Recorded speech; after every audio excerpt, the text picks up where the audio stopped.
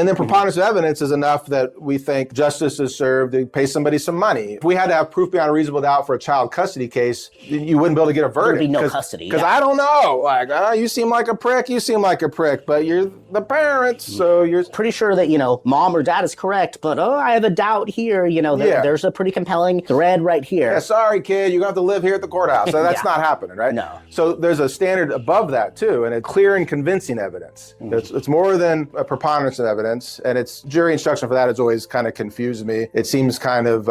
when you're clearly convinced, it's clear and convincing. So that's for like cases involving what we call the civil death penalty, like when you're terminating parental rights. So not child custody, but if you're going to take away a kid from their mom or dad forever, we need clear and convincing evidence. Very high standard. There's kids on the line forever and ever. And I think of it, to me, it seems, just to kind of use like a sports analogy, I think of like if, I'm talking with a friend and if the Texas Longhorns, one of my teams, is about to play the Alabama Crimson Tide, and I say, I think Texas has it this year. I think that we have the better team, we have the better defense, we have the better offense. That's kind of like preponderance of the evidence. Like, I think we're going to win that. But if we're playing like UL Monroe, or maybe I should give a different example of like, I don't know, like Arkansas, right? And it's like, come on. I'd tell my friend if they said, who do you think is going to win? I'd say, come on. Like the Longhorns have a clear advantage. I'm pretty freaking confident that the Longhorns are going to. I'll challenge you a little bit. The consequences matter too. Yeah. So if someone asked me, who you think is going to win this? I was like, I'm pretty darn sure, it's going to be the Longhorn. Okay. Would you bet $100 on that?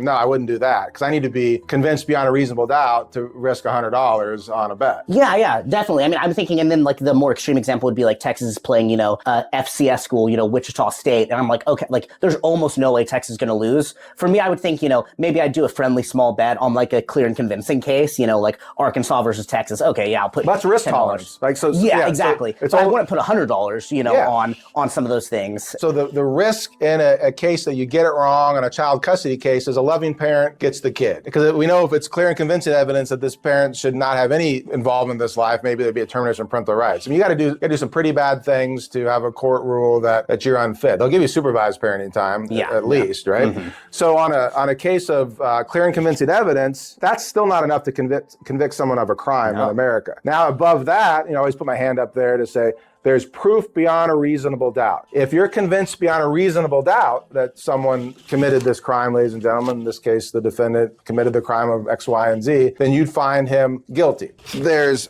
clear and convincing evidence. That's a lot of evidence. What's your verdict? If you're clearly convinced, but you have reasonable doubt, not guilty. So you make the jurors basically agree that if they think your client did it, if they think it's more likely than not your client did it, in America, that client is not guilty. Not guilty. So what would be your verdict if you're pretty darn sure he did it, but you weren't, convinced beyond a reasonable doubt? Not guilty. What if you wouldn't bet your life on it, you're not convinced beyond a reasonable doubt, but you're pretty darn sure he did it? Keep doing it over and over again. And you get them trained to say not guilty, and you also program their minds to be doubtful.